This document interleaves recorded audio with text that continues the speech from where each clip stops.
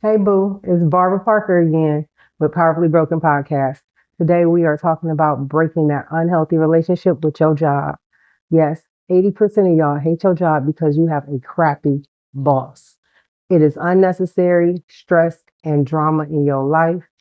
So let's talk about the anxiety, depression that you experience when you are dealing with being in a position that you love but hate your boss.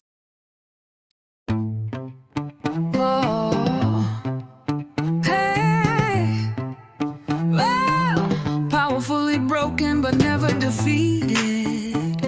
Oh, yeah. Barbara, bring the light. What we ready now? When the storm rolling and your spirit low, heart feel heavy and you moving slow, tears on your face, but you hide the This episode is proudly sponsored by BF Empowerment Center, where healing isn't just possible, it's powerful. BF Empowerment Center helps individuals break barriers, build healthier relationships, and unlock their true potential for lasting transformation. Follow at Queen BL Parker or at BF Empowerment. Don't forget to like, comment, share, and subscribe to Powerfully Broken Podcast, airing every Friday at 9 a.m. Powerfully Broken empowers you to overcome unhealthy relationships that negatively impact your mental health.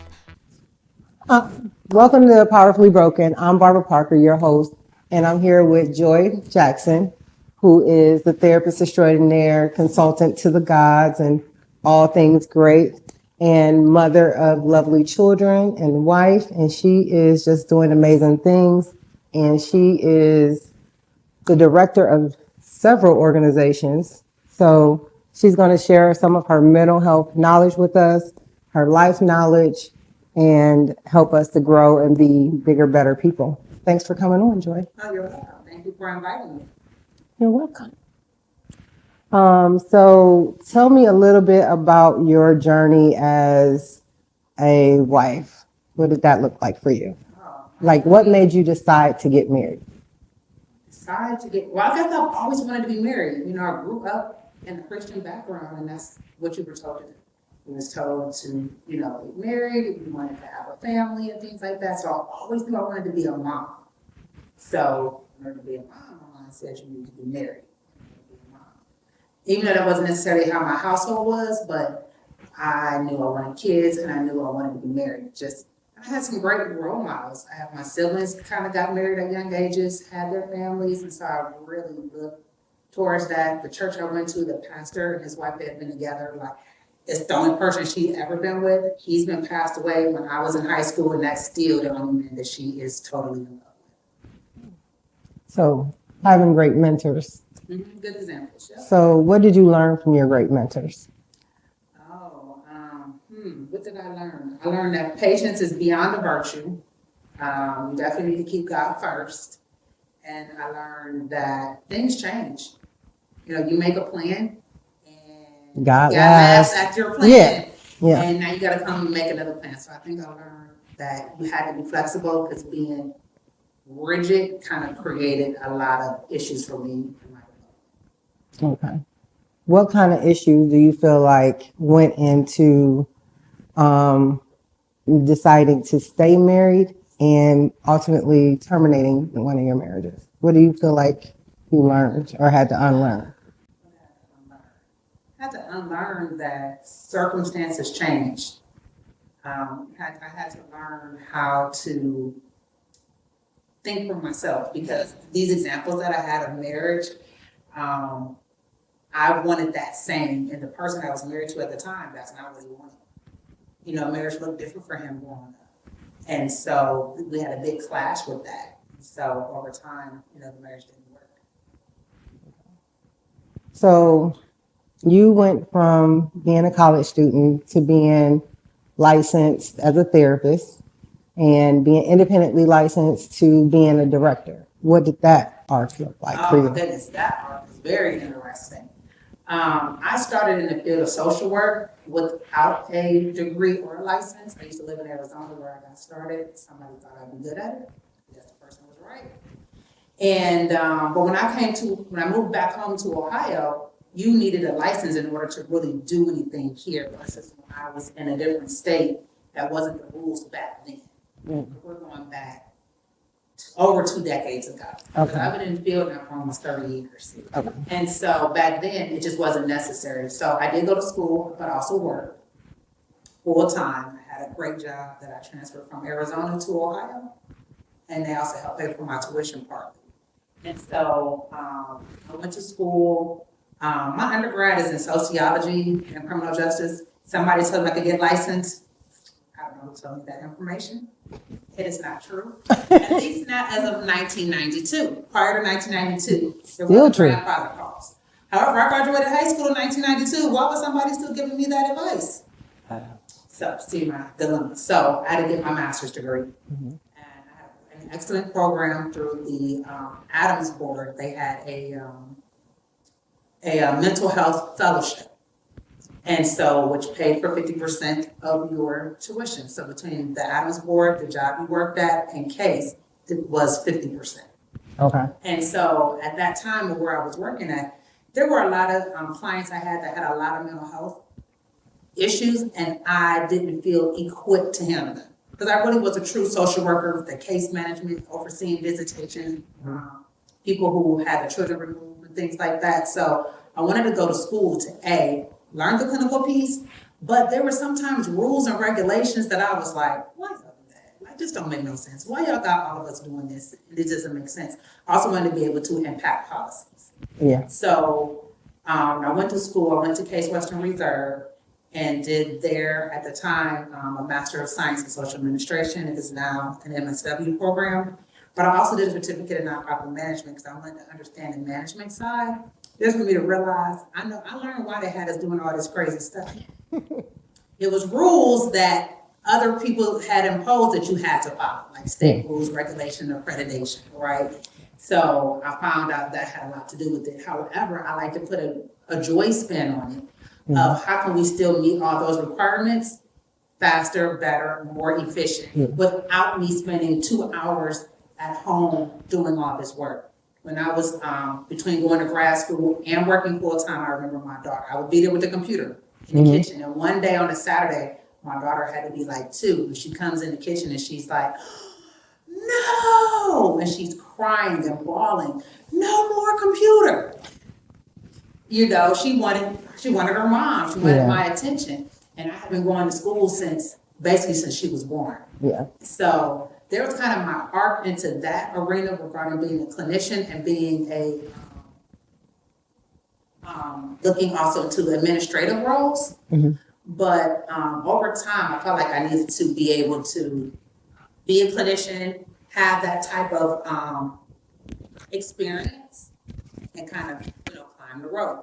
When I got to a certain point, someone said to me, like, why didn't you become a director? I was like, I still haven't been a supervisor yet. Like, I need to kind of go through the motions. And once those opportunities presented themselves, I was able to take advantage of those. I had an excellent mentor who allowed me to grow and flourish. And she would say all the time, I'm not training you all to be mediocre. I'm not training you all to just go to another agency and become another clinical supervisor. I'm training you all to be directors. She said, if I find out you leave me and you are mediocre, I'm coming to your new job and we want to have it out. And so that was her stance that she took, and I needed that and grew. And she really taught me about how to be a good director. And I've also had some other bosses along the journey who I just learned to be just a good boss in general. So one of the things I really enjoyed about when you used to be my supervisor, you're not no more. Love you. I don't care. Anyway. But that was the purpose. Yes. When I first met you, day one, you was in training. You and Cindy were in training. You like, you're going to be a supervisor. I'm like, I just got here. Why, y'all? I'm like, no. I just can't. I don't even remember why I was in the independence office. I don't even remember why. So actually, I first met you at the Akron location. Before I even started, I came to just look at the office, and you was there. Yeah. And they were like, you were the one, you was the assessor, the queen of assessments. That was you. And so when I came aboard full time, I was like, oh yeah, she has the makings of being more because you were hungry for it. You wanted to do a good job and you wanted to make sure things were done a certain way. And you asked a lot of good questions. So I'm the type of leader, and the way that I was also trained was to be able to see that in someone else. Yeah. And so I wanted to grow and be a part of whatever that looked like for you to be able to present those opportunities. And the other thing I like, and I've adopted into my agency, is we are very encouraging, is going to be the word that I'm going to use, where Or empowerment. Yes, empowerment. Like, okay, we ready for you to get your next degree. All right, now you got that. Now let's go through the steps to get your next. And just keeping people going up the ascension ladder. Because that comes with financial empowerment, emotional empowerment, and having that bred into me, and watch you not just do it with me, but like everybody you touch. Every team meeting was like, so where you at with that test? Where you at with this? Where you at with that? And you're like, That's good. but when they, but it was, pressure. yeah, but when they were ready, they came and it was like, okay, I'm ready now. And, you know, we helped them with getting the resources, you know, giving them prep materials. We gave them everything they needed to get into a position to accelerate. So that was one of the things I loved about being one of your supervisees, and I adopted into being a supervisor. So I've had some crappy supervisors. I have had crappy supervisors too. That's how I knew the difference when I got a good one. Yeah. Because I've had crappy supervisors. Yeah. And so I didn't want to be that way. I mean, obviously I'm not perfect. I make mistakes. Yeah. But I try to learn from those mistakes. I try to look at my mentors at some of the things they did and say, I got this mentor, and this mentor. I have several. Yeah. And then I'm like, I like the way this one does this. I like the way this one speaks. I like the way this one. And so I've tried to develop a style and then make it mine. Yeah. And I really am big on like, what do you want to do? Like, I had a staff one time and I was like, tell me, what do you want to do? And she's like, well, I want to, I want to be a better team lead. And I was like, your career goal is to be a team lead? And she was like, unsure if she should be honest. And I was like, no, be honest. Tell me truly what. And she was like, oh, I want to work with people who have developmental disabilities. So we had some clients that had developmental disabilities. I gave them to her. Yeah.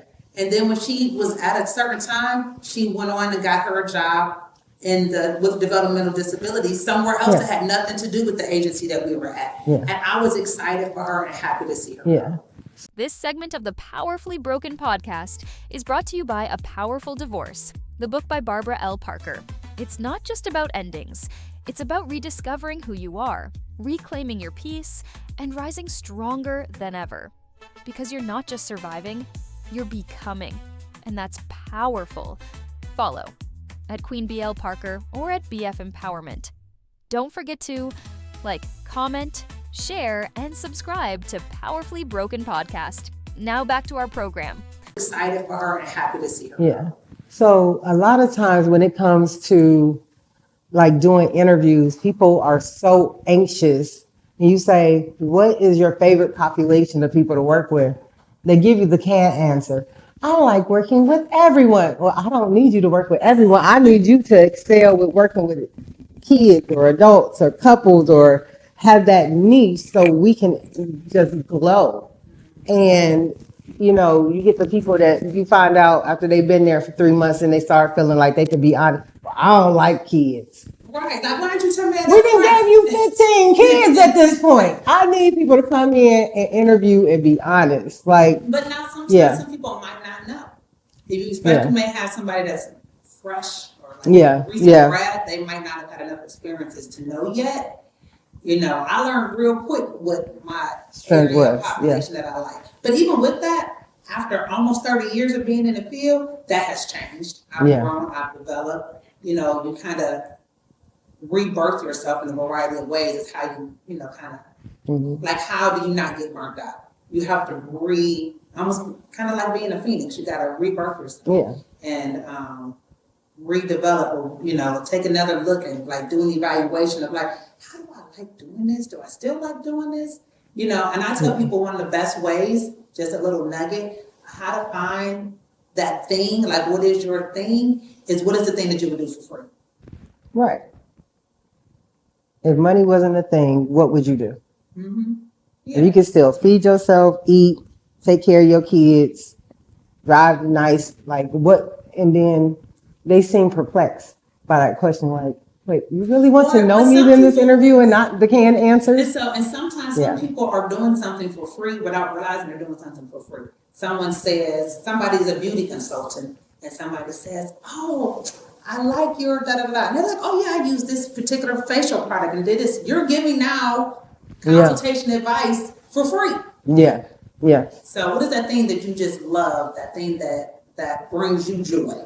And that you would do, if nobody paid you, would you still do it? Right. So a few years ago, when we were starting VF Empowerment, you were starting your agency. We had another friend who was starting her agency, and we just all came together and we had to learn the skill that was never taught to us because we're only supposed to go this high when that's what education is for. To teach you how to be a worker, an efficient worker. It does not teach you how to be an owner. It doesn't teach you any of the logistics, like you said, the laws, the bylaws, all the little stuff in the background. Yes. That's a yes. headache, and we had to learn with each other. And the hard way. Yes, the expensive hard way for me. I feel, yeah, you see my pockets, you see, yeah. Yeah, Definitely the expensive hard way. nothing like paying $4,000. And you like, oh, that only would have cost you $1,200. I was hot. Yes. I had to learn that the hard way. And unfortunately, there's just Yeah. some things like that. Yeah. You just had to go through it. Yeah. But now that we've gone through it, we're We can able to advise, also yeah. to share with someone else to not make that same mistake. Yeah, yeah, So, and for me, I had to learn also what I liked and what I didn't like to do. Like, I want to do this business, but okay, wait, what happened? Oh, I gotta pay what? Or I gotta, and for me, I had to take a moment back. I take a step back for almost like a year to regroup and reorganize how I wanted to run my business. yeah, yeah. I remember that. It was hard for you. Yes, it was Yeah. a struggle because I put so much effort and so much Yeah. time into my baby. It was my baby. Yeah. I put so much of me, so much time that doesn't have nothing to do with money, but Yeah. time is money. Yeah, Spent a lot of time that I can't get back. Money, I can make money, but I can't get my time back. yeah. And so, but learning lessons. Mm-hmm. And so, once again, what I like and what I don't like, the expensive way. So I help somebody else, maybe hoping I have to, I don't want to say waste time because it was a teachable moment Mm-hmm. in the end, but yeah, how to get there faster. So the other thing I enjoy about our relationship, because I know in the beginning I was like, okay, she's my boss, she's my friend. I don't know that I can do what I can't say. But when we started to travel, because we would burn ourselves out with this business creation, it was like nonstop, no sleep, kids, husband, like there was no off. So how is it that you travel so frequently as I do? So one reason why we're friends, because we have similar interests, Mm-hmm. but I make it a point to have an off Mm-hmm. if I have to schedule that. Because there's a lot of times that I go on trips and I have my computer with me and I'm not off. So just because you see that I flew somewhere, don't mean that I was technically off. I still got my computer. Someone had a relative say, every time we go on a trip, you always got that computer or you got something to do. Yeah. Because it's being the boss or the director, the owner, there are certain things that you still have to do, that still have to run, Yep. still have to function a certain way. Now, I have a rule. The minute these feet hit international waters, I am completely turned off at that particular moment. So I'm not buying no extra internet package for you or any Right. of that. I am totally off at that particular moment. And so, but I usually have set something up so that, people have a way of still functioning without me. Mm-hmm. But I had to make me a priority. I had to make my peace a priority. And there's phases, because you made mention of, that I am a mother, Yep. I am a wife, I am somebody's daughter, I am somebody's sister. So I've had to compartmentalize that somewhat. And I had to, so I go on family trips. Just came back from a family trip. You know, I also have to spend time with my husband without the kids. I also have to spend time with me without all of y'all. You Right. know, and last year, you know, I became a member of Delta Sigma Theta Sorority, and I gotta have time with my line sisters and my sorors too. So this past month of July, I had a Delta conference. I had family trip because I had people graduating and things like that. And so I had all these different things going on. So next month, I have me a hubby trip. So there's some times in there where I've had to just get away, and I had to put these in their respective places. I remember us being in Jamaica, and we were at this conference, and I thought it was a totally different. I should have read better. The topic? Yeah. Okay. And I was like, this is not what I came for. And so I kept running out to the beach, and I was just like, I'm done with this training. Meanwhile, you were like, I'm going to say I'm sick because I got to go pledge for the Deltas. And she was like, and she flew out early, and it worked out. It did. It was amazing. As I always say, I left Jamaica for this wonderful opportunity. That is true. And you told me to come with you, and I was like, I'm not doing it. Now I'm like, man, I should have went. So definitely, you know, carving out all those different times, and hopefully at some point I'm going to do a segment called Journey with Joy. And that's going to be kind of like my travel blog, and I have some business, other things that's going to go along with that. But, you know, having to just do it, you know, making that time.